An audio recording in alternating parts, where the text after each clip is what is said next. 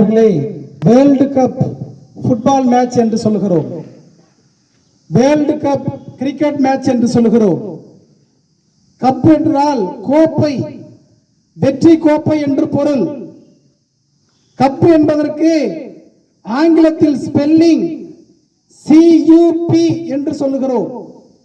இதை எப்படி நீங்கள் புரிந்து கொள்ள வேண்டும் என்றால், வெற்றி கோப்பையை நீங்கள் அடைய வேண்டும், வெற்றி கோப்பையை உங்கள் கைகளில் நீங்கள் தவழவிட வேண்டும்.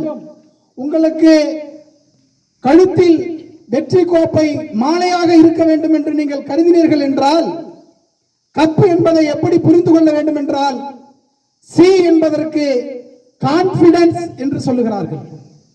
கான்பிடன்ஸ் என்றால் தன்னம்பிக்கை என்று பொருள். U என்பதற்கு அண்டர்ஸ்டாண்ட், அண்டர்ஸ்டாண்ட் என்றால் புரிந்து கொள்ளுதல் என்று பொருள். P என்பதற்கு பேட்டியன்ஸ், PATIENCE பொறுமை என்று பொருள். பொறுமை. அப்போ வெற்றி கோப்பையை நாம் அடைய வேண்டும் என்றால் தன்னம்பிக்கையாக செயல்பட வேண்டும். வெற்றி கோப்பையை நாம் கைகளில் பிடிக்க வேண்டும் என்றால் புரிந்து கொண்டு செயல்பட வேண்டும், பொறுமை காத்திருக்க வேண்டும்.